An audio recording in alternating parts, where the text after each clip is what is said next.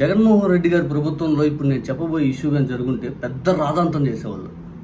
ఎంత రాదాంతం అంటే అసలు నిజంగా జగన్మోహన్ రెడ్డి గారి పైన ద్వేషంతోనే ఆయన అడుగు తీసి అడిగేస్తేనే అడుగు చూడు ఇటేశాడు.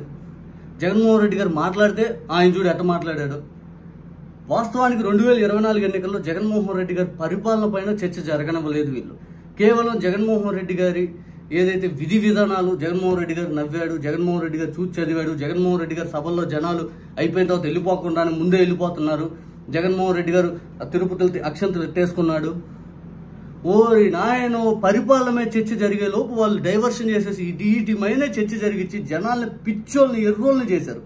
ఎర్రోళ్ళు తిరుపతి అన్నప్రసాదం ఏదైతే ఉందో అక్కడ బాగలేదు, ఎవడో ఒకడు వెళ్తాడు బాగలేదు 5 అని చెప్పి ఏదో తెలుగుదేశం కూడా వెళ్తే అక్కడ వీడియోలు తీసుకొని గబ్బు చేసేయటానికి వాళ్ళు పూనుకుంటారు. ఈ జనాలు కూడా పూర్తి స్థాయిలో ఎట్టయిపోయింది అట్టయిపోయింది, మీరు వెళ్ళి తిని చూసండి రా బాబు అంటే అర్థనరు. ఇప్పుడు నేను వెళ్ళాను, నాకు దేవుడి మీద దుష్ప్రచారం చేయడం అలవాటు లేదు కాబట్టి నేను ఎలా ఆలోచిస్తానంటే, నేను కూడా నిన్న తిన్నాను, వెళ్తే నాకు సాంబార్ అయితే చప్పగా ఉంది, రసం వేయించుకున్నాను అది చప్పగానే ఉంది. నాకేమనిపించింది, ఓహో ఇక్కడ తమిళనాడు ఫ్లేవర్ వాళ్ళు వీళ్ళు ఏమన్నా కారం ఉప్పు అది తక్కువ తింటారేమో, మేబీ అలాగే ఉందేమో అనిపించింది. దోసకాయ ముక్కలు కనీసం తరిగింది కూడా లేదు. అట్లా అని చెప్పి దుష్ప్రచారం చేసే ఆలోచన నేనేమి ఆ తర్వాత తిరుపతిలో వచ్చే వీడియోలు కూడా చేశానుగా, నేను ఎక్కడ కానీ ఒక్క మాట మాట్లాడానా? అటువంటి దుష్ప్రచారం చేసే ఆలోచనలు వాళ్ళకుంటాయి, మనకుండవు. ఇదే అతిపెద్ద దరిద్రం. అబద్ధాలు చెప్పాలి లేదా దాని మీద బ్లేమింగ్ వేసేయాలి అని చెప్పి పూర్తి స్థాయిలో ఎట్లా ఉంటారంటే అట్లా ఉంటారు. వాళ్ళు పని కట్టుకొని దాని మీద ఉంటారు, పని కట్టుకొని. ఇప్పుడు తిరుపతి లడ్డు విషయం కూడా తీసుకోండి, ఆధారాలు చూపించాను మహాప్రభు అంటే ఆధారాలు కాదు, జగన్మోహన్ రెడ్డి గారు అటు చేశారు డిక్లరేషన్ అంటారు, అటు అంటారు ఇటు అంటారు, తిప్పి ఇంకా కూడా మాదే పై చేయంటారు. ఇంకేమన్నా వాళ్ళని అంటే మాట్లాడే వాళ్ళు లేరనే, లేకపోతే జనాలు ఎర్రోళ్ళనే, మేమేం చెప్తే నమ్ముతారనే. లేటెస్ట్గా ఈ తిరుపతిలో ఏదైతే అన్నప్రసాదం ఏదైతే తినే దగ్గర జర్రు వచ్చింది అన్నంలో. టీటీడీ మాధవ నిలయంలో అన్నదాన కేంద్రంలో భోజనం చేస్తున్న భక్తుని ఆకులో జర్రి, అన్నప్రసాదంలో జర్రి కనపడటపై టీటీడీ యాజమాన్యాన్ని ప్రశ్నించిన భక్తులు. ఒకసారి ఆ వీడియో చూడండి. వాళ్ళ తల్లిగా సమర్పించుకొని భోజనం చేస్తానికి మన మాధవ నిలయంలో ఉన్న భోజనశాలకు పోతే అక్కడ పెరిగనంలో జర్రి అని వచ్చింది మా ఫ్రెండ్కి. దానివల్ల మేము అధికారులు ఎవరైతే కేర్ టేకర్ ఉంటారో ఇన్ఛార్జ్ ఉంటారో వాళ్ళని ప్రశ్నిస్తే వాళ్ళు వస్తాయిలే అనుకుంటూ నిర్లక్ష్యం సమాధానాలు చెప్పారు.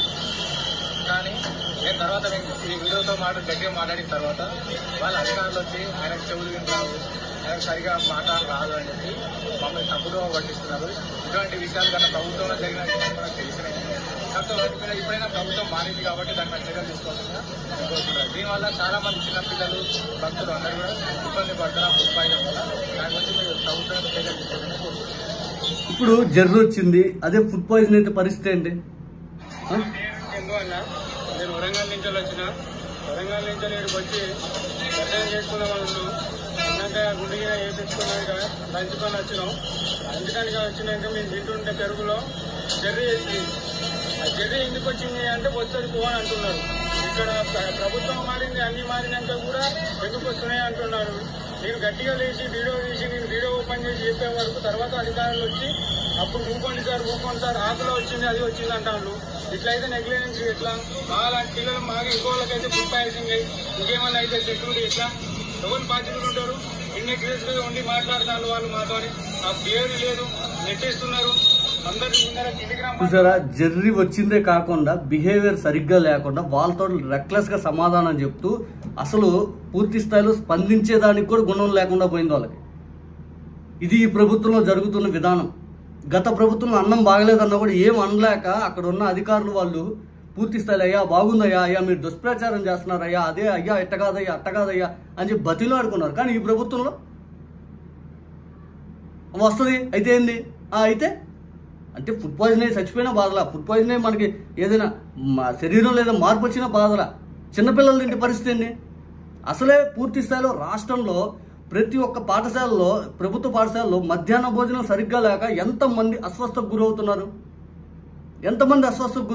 మొన్న ఈ మధ్య టీటీడీ లడ్డులో ఏదో తిరుపతి లడ్డులో గుట్కా ప్యాకెట్ వచ్చింది. ఖమ్మంలో ఒక అతను తిరుపతి వెళ్ళి వచ్చాక వాళ్ళ ఇంట్లో గుట్కా ప్యాకెట్ వచ్చింది, లడ్డులని చూపించిన వీడియో మనం మర్చిపోయామా? మళ్ళీ వీళ్ళు దుష్ప్రచారం చేసేస్తారు. తిరుపతిలో అట్టయిపోయింది, తిరుపతిలో ఇట్టయిపోయింది, జగన్మోహన్ రెడ్డి గారు అటు చేశారు, ఇంకొక అతను సనాతన ధర్మ వీరులా పోరాడతాను అది ఇదని పెద్ద పెద్ద మాటలు చెప్తారు. ఫైనల్గా వీళ్ళు సాధించింది ఏంది? ఇంకా కూడా ఎదురుదాడి, అట్ట చేశాడు జగన్ రెడ్డి, జగన్ అని. వాస్తవాలు ప్రజలకు ఎప్పటికప్పుడు తెలియజేయాల్సిన బాధ్యత చాలా మంది మీద ఉంటుంది, చాలా మంది మీద, ఇంక్లూడింగ్ సీఎంగా ఉన్నటువంటి చంద్రబాబు నాయుడు గారి మీద మరీ ఎక్కువ ఉంటుంది. ఇప్పుడు ఆధారాలు లేకుండా లడ్డు పైన మాట్లాడాడంటే ఎంతమంది మనోవేదన చెందుంటారు? బాధ్యత లేదా అని చెప్పి చంద్రబాబు నాయుడు గారు సుప్రీంకోర్టు అడిగింది.